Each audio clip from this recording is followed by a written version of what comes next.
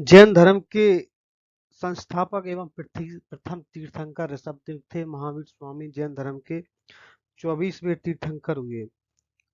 महावीर का जन्म 544 ईसा पूर्व में कुंडग्राम वैशाली में हुआ था। इनके पिता का नाम सिद्धार्थ ज्ञात्रक कुल के सरदार थे और माता त्रिशला लिच्छवी राजा चेटक की बहन थी। महावीर के बचपन का नाम वर्धमान था। 12 वर्षों की कठिन तपस्या के बाद महावीर को जरम्बिक के समीप ऋजुपालिका नदी के तट पर साल वृक्ष के नीचे तपस्या करते हुए संपूर्ण ज्ञान का बोध हुआ। इसी समय से महावीर जिन विजेता अरहत पूज्य और निर्ग्रंथ बंधनहीन कहलाए। लगभग 300 ईसा पूर्व में मगध में 12 वर्षों का भीषण अकाल पड़ा, जिसके कारण भद्रबाहु अपने शिष्यों के साथ कर्नाटक चले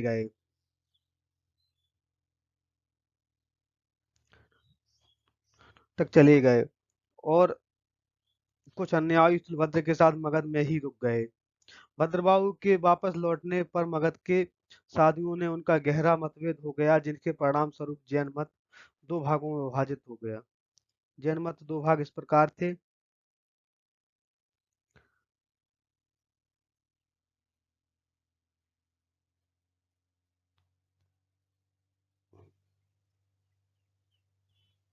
स्थूलभद्र के शिष्य श्वेतांबर श्वेत वस्त्र धारण करने वाले एवं भद्रबाहु के शिष्य दिगंबर नग्न रहने वाले कहलाए। जैन धर्म में 3 रत्न हैं: सम्यक दर्शन, सम्यक ज्ञान और सम्यक आचरण। दोस्तों, महत्वपूर्ण क्वेश्चन है। जैन धर्म में ईश्वर की मान्यता नहीं है। जैन धर्म में आत्मा की मान्यता है। बहुत महत्वपूर्ण क्वेश्चन है।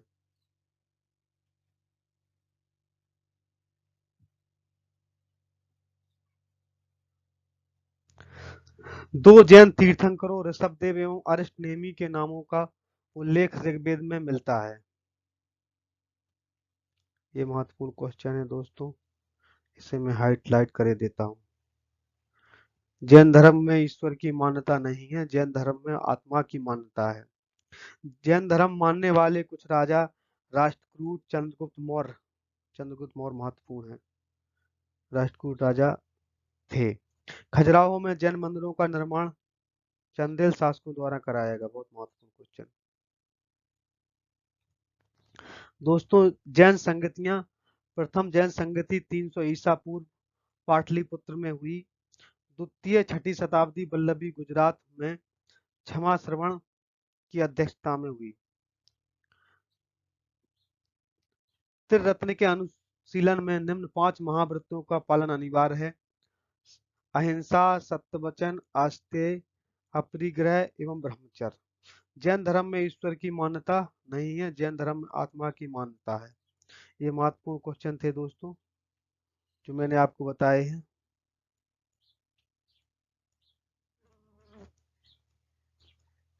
नेक्स्ट।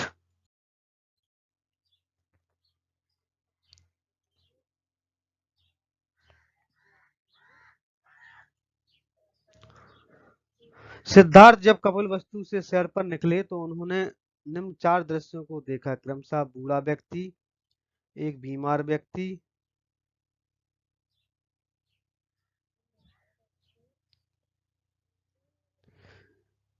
सब एवं एक सन्यासी। दोस्तों, बौद्ध धर्म के संस्थापक महात्मा गौतम बुद्ध थे। इन्हें एशिया का ज्योतिपुंज कहा जाता है। महात्मा बुद्ध के जन्म से संबंधित, उनके जीवन से संबंधित कुछ घटनाएं और उनके प्रतीक दिए गए हैं, जो अक्सर परीक्षाओं में पूछ लिए जाते हैं। महात्मा बुद्ध के की घटना जन्म से संबंधित प्रतीक है कमल एवं साढ़। कमल एवं साढ़ महात्मा बुद्ध के जन्म से संबंधित है। महात्मा बुद्ध के द्वारा गृह त्याग किया गया तो उसका प्रतीक घोड़ा है। महात्मा बुद्ध जी को ज्ञान प्राप्त हुआ तो उसका प्रतीक पीपल बोधि वृक्ष है। निर्वाण का प्रतीक पदचिन्ह है और महावीर बुद्ध की मृत्यु का प्रतीक स्तूप है। दोस्तों, वैशाख की पूर्णिमा की रात निरंजना फल्गु नदी के किनारे पीपल वृक्ष के नीचे सिद्धार्थ को ज्ञान प्राप्त हुआ। महात्मा बुद्ध के बचपन का नाम सिद्धार्थ था। बुद्ध ने अपना प्रथम उपदेश सारनाथ ऋषिपत्तनम में दिया। जिसे बौद्ध ग्रंथों में धर्म चक्र परिवर्तन क्या है दोस्तों? महात्मा बुद्ध द्वारा दिया गया प्रथम उपदेश। इन्होंने कहाँ दिया था प्रथम उपदेश? सारनाथ में। बुद्ध ने अपने उपदेश जन साधारण की भाषा पाली में दिए। इनके प्रमुख अनुयायी शासकों में बिंबिसार, प्रसेनजित तथा उदयन थे। बुद्ध की मृत्यु 80 वर्ष की अवस्था में 483 ईसा पूर्व में कुशीनारा, देवरिया, उत्तर प्रदेश में हो गई थी, जिसे बौद्ध धर्म में महापरिनिर्वाण कहा गया। बौद्ध धर्म में महापरिनिर्वाण किसे कहा गया दोस्तों? महात्मा बुद्ध की मृत्यु को। बौद्ध धर्म मूलतः अनिश्वरवादी है, इसमें आत्मा की परिकल्पना नहीं है। बौद्ध धर्म मूलतः अनिश्वरवादी है, इसमें आत्मा की परिकल्पना नहीं है। तृष्णा को क्षीण हो जाने की अवस्था को ही बुद्ध ने निर्वाण कहा। विश्व दुखों से भरा है सिद्धांत बुद्ध ने उपनिषद से लिया है। यह सिद्धांत किसके उपनिषद से लिया है? बुद्ध के। विश्व दुखों से भरा है। बौद्ध धर्म में 3 रत्न हैं, बुद्ध, धम्म एवं संघ। महत्वपूर्ण है दोस्तों, बुद्ध धर्म के 3 रत्न बुद्ध, धम्म, संघ।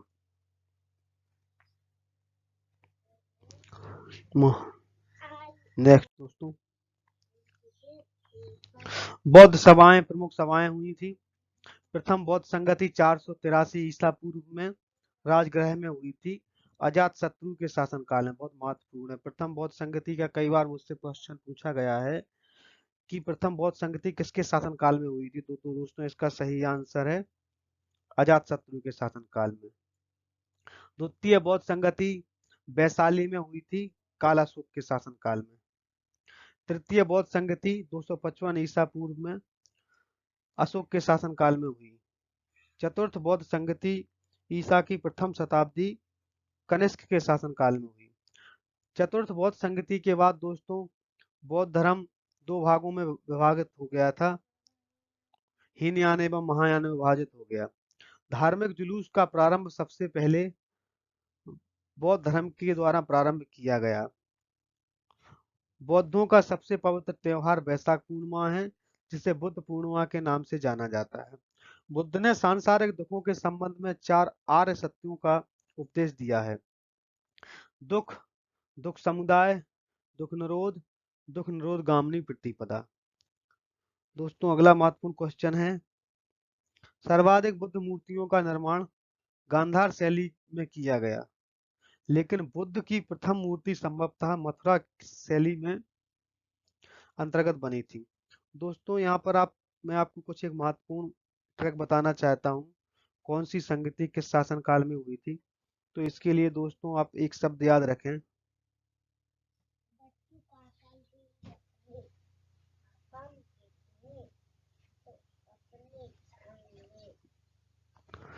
अकाअक। अकाअक दोस्तों आप याद रखेंगे।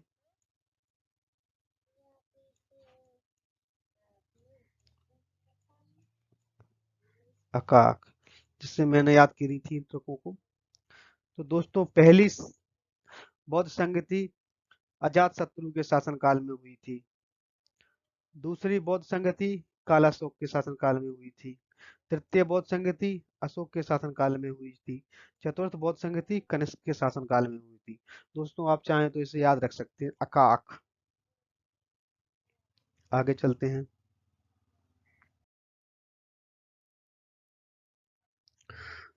दोस्तों इसके बाद आता है शैव धर्म।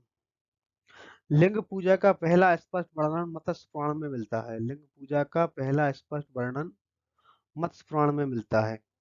आजीवक संप्रदाय के संस्थापक मक्खलीपुत्र गोसाल थे। महत्वपूर्ण क्वेश्चन है, आजीवक संप्रदाय के संस्थापक मक्खलीपुत्र गोसाल। इसी प्रकार से घोर अक्रियावादी संप्रदाय था, उसके संस्थापक पूर्ण कश्यप थे। यादृच्छतावाद के संस्थापक आचार्य अजित थे। भौतिकवादी संप्रदाय के संस्थापक पकुत कात्यायन थे। अनिश्चयवादी संप्रदाय के संस्थापक संजय बेटलिपुत्र थे। दोस्तों इसके बाद अगला महत्वपूर्ण क्वेश्चन आता है, पाशुपत संप्रदाय शैवों का सर्वाधिक प्राचीन संप्रदाय है। शैवों का सर्वाधिक प्राचीन संप्रदाय कौन सा है दोस्तों? पाशुपत संप्रदाय। एलोरा के प्रसिद्ध कैलाश मंदिर का निर्माण राष्ट्रकूटों ने करवाया।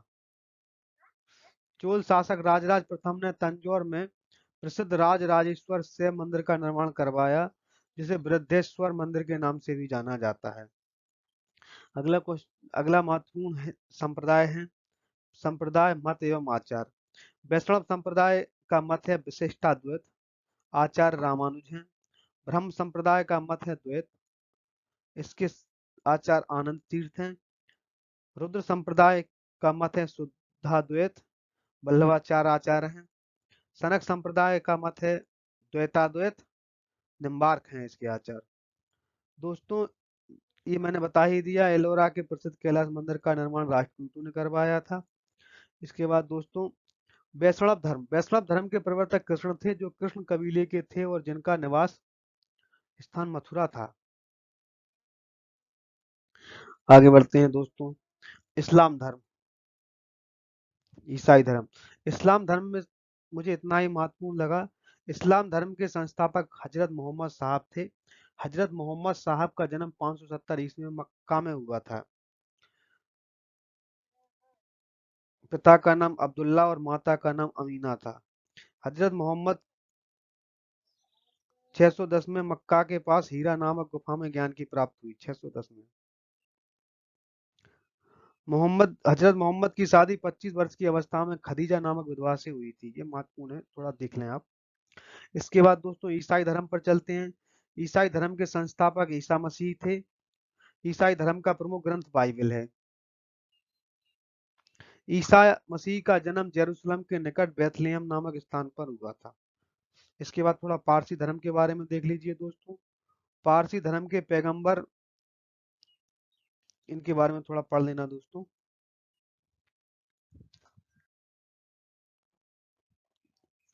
इसके बाद दोस्तों, अपना महत्वपूर्ण टॉपिक आता है मगध का। मगध राज्य का उत्कर्ष। दोस्तों, मगध अपने आप में एक विशाल साम्राज्य था, जिसके उत्कर्ष या जिसका कह सकते हैं कि विस्तार के बारे में पढ़ना है। मगध के सबसे प्राचीन वंश के संस्थापक भद्रथ थे। जो मगध में जितने भी वंशों ने शासन किया, उनमें संभवतः जो सबसे प्राचीन वंश था उसका संस्थापक भद्रथ था। इसकी राजधानी गिरिव्रह राजगृह थी। इसकी राजधानी गिरिव्रज राजगृह थी। इसके बाद दोस्तों, अगला जो ज्ञात वंश है, हर्यक वंश के संस्थापक बिंबिसार। हर्यक वंश का संस्थापक दोस्तों कौन था? बिंबिसार। महत्वपूर्ण क्वेश्चन है। हर्यक वंश का संस्थापक बिंबिसार मगध की गद्दी पर 544 ईसा पूर्व में बैठा। बिंबिसार। बिंबिसार ने ब्रह्मदत्त को हराकर अंगराज्य को मगध में मिला लिया था। बिंबिसार ने राजगृह का निर्माण कर उसे अपनी राजधानी बनाया। दोस्तों, इनकी राजधानी राजगृह थी। यहाँ पर भी थी राजधानी, गिरिव्रज या राजगृह ही थी। अजात शत्रु का उपनाम कुणिक था। शिशुनाग ने अपनी राजधानी पाटलिपुत्र से हटाकर वैशाली में स्थापित की। दोस्तों, हर्यक वंश का अंतिम राजा उदयन का पुत्र नागदशक था। नागदशक को उसके अमात्य शिशुनाग ने 412 ईसा पूर्व में अपदस्थ कर मगध पर शिशुनाग वंश की स्थापना की। शिशुनाग ने अपनी राजधानी पाटलिपुत्र से हटाकर वैशाली में स्थापित की। दोस्तों, पहले राजधानी शिशुनाग ने अपनी राजधानी पाटलिपुत्र से हटाकर वैशाली में स्थापित की। नंद वंश का संस्थापक महापद्म नंद था। नंद वंश का अंतिम शासक घनानंद था। यह सिकंदर का समकालीन था। इसे चंद्रगुप्त मौर्य ने युद्ध में पराजित किया और मगध पर एक नए वंश मौर्य वंश की स्थापना की। सिकंदर के बारे में देख लीजिए। सिकंदर का जन्म 356 ईसा पूर्व में हुआ था। सिकंदर अरस्तु का शिष्य था। सिकंदर ने भारत विजय का अभियान 326 ईसा पूर्व में प्रारंभ किया था। इसके बाद दोस्तों, प्रारंभ होता है मौर्य साम्राज्य। मौर्य साम्राज्य एक बहुत विशाल साम्राज्य था। मौर्य वंश का संस्थापक चंद्रगुप्त मौर्य था। चंद्रगुप्त मौर्य का जन्म 345 ईसा पूर्व में हुआ था।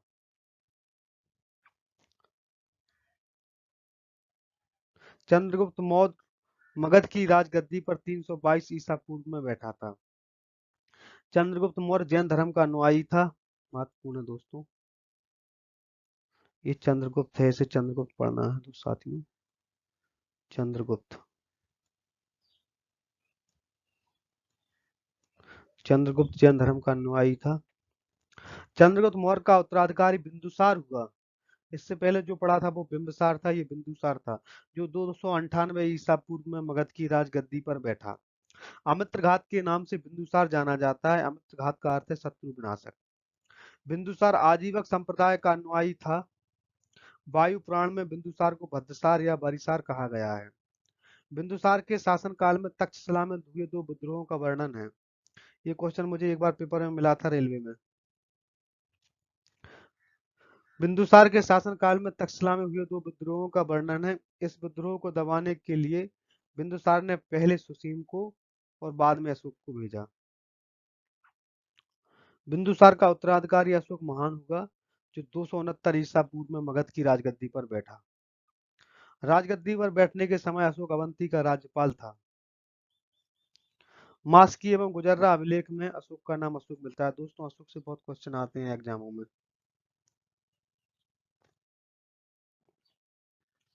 पुराणों में अशोक को अशोकवर्धन कहा गया है। अशोक ने अपने अभिषेक के 8वें वर्ष लगभग 261 ईसा पूर्व में कलिंग पर आक्रमण किया और कलिंग की राजधानी तोसली पर अधिकार कर लिया। दोस्तों, महत्वपूर्ण क्वेश्चन। अशोक ने बौद्ध धर्म के प्रचार के लिए अपने पुत्र महेंद्र एवं पुत्री संघमित्रा को श्रीलंका भेजा।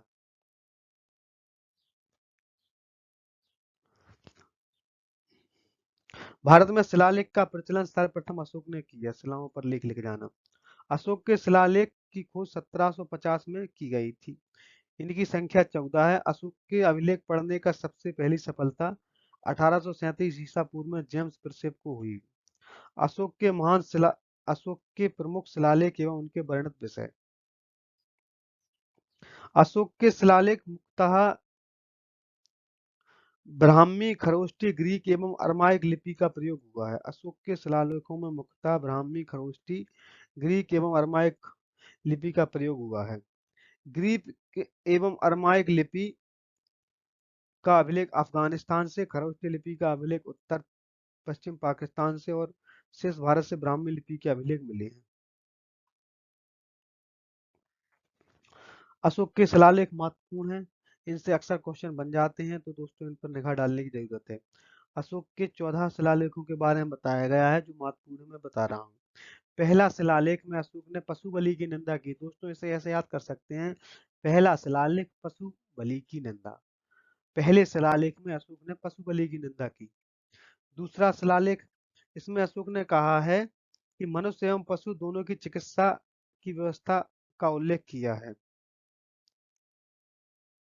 तीसरे शिलालेख में अशोक ने राजकीय अधिकारियों से कहा कि आप हर 5वें वर्ष उपरांत राज्य के दौरे पर जाएंगे। आदेश दिया है अशोक ने। अशोक चाहता था कि अधिकारी कर्मचारी जनता के संपर्क में रहें और उनके सुख दुख को समझें। इसलिए उसने तीसरा अभिलेख जनता की सेवा के बीच में अधिकारियों को आदेश दिया कि आप जनता के बीच में जाएं और हर 5 वर्ष में दौरे करें। चौथा शिलालेख, चौथे शिलालेख में भैरी घोष की जगह धम्मघोष की घोषणा की। महत्वपूर्ण है दोस्तों, भैरी घोष की जगह धम्मघोष की घोषणा अशोक ने किस शिलालेख में की थी? चौथे शिलालेख में। पांचवा शिलालेख, इस शिलालेख में धर्म महामात्रों की नियुक्ति के विषय में। ये महत्वपूर्ण है दोस्तों। अशोक एक धर्म प्रवृत्ति का राजा था और वह धर्म से संबंधित अपने राज्य को चलाना चाहता था। धार्मिक राज्य की स्थापना करना चाहता था। इससे ये सिद्ध होता है और इसीलिए उसने धर्म महामात्रों की नियुक्ति की। पांचवा शिलालेख,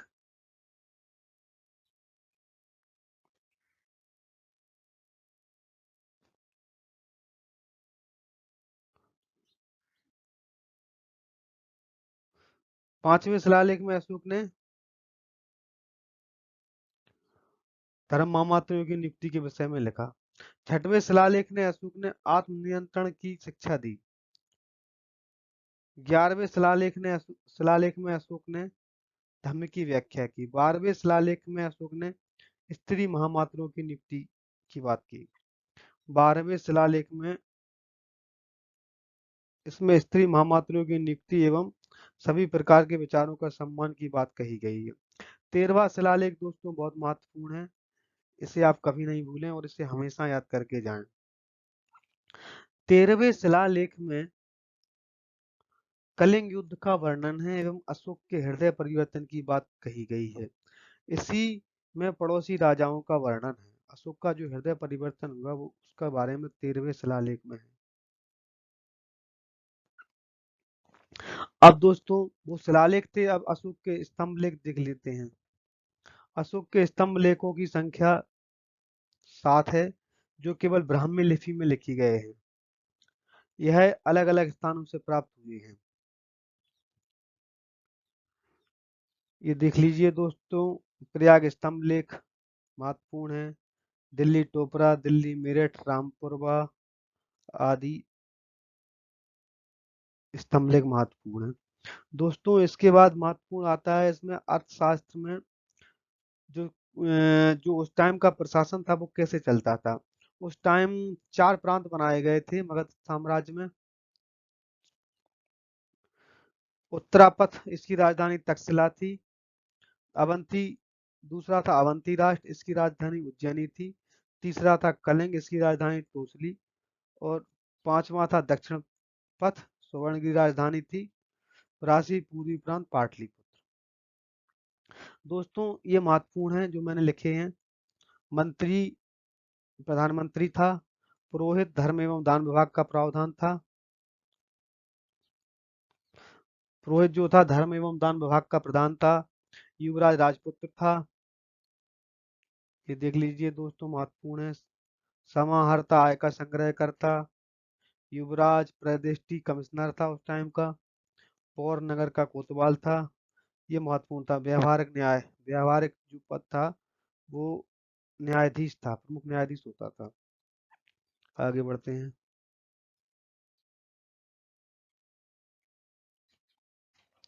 दोस्तों बिक्री कर के रूप में मूल्य का 10वां भाग वसूला जाता था। इससे बचाने वाले को मृत्युदंड दिया जाता। जो राज्य के मतलब इससे ये सिद्ध होता है कि जो राज्य के साधन थे, राज्य की आय के साधन थे जिनसे राजा जनता का कल्याण करता था, वो बहुत हार्ड एंड फास्ट रूल थे। जो बिक्री करता वो रुपए का 10वां भाग वसूला जाता था। ऐसे बचाने वाले को मृत्युदंड तक दिया जाता था। मौर्य वंश का अंतिम शासक भद्रथ था। इसकी हत्या इसके सेनापति पुष्यमित्र शुंग ने 150 ईसा पूर्व में कर दी और मगध पर शुंग वंश की नींव डाली। दोस्तों यहाँ से ब्राह्मण साम्राज्य स्टार्ट हो जाता है। पुष्यमित्र शुंग जिसने मगध पर शुंग वंश की नींव डाली ब्राह्मण जाति का था। शुंग शासकों की राजधानी विदिशा में स्थापित थी। महत्वपूर्ण है। भरूच स्तूप का निर्माण पुष्यमित्र शुंग ने करवाया था। शुंग वंश का अंतिम शासक देवहूति था। इसकी हत्या 73 ईसा पूर्व में वासुदेव ने कर दी थी। कम्ब वंश का अंतिम राजा सुशर्मा हुआ। धन्यवाद दोस्तों। Thank you for discussion.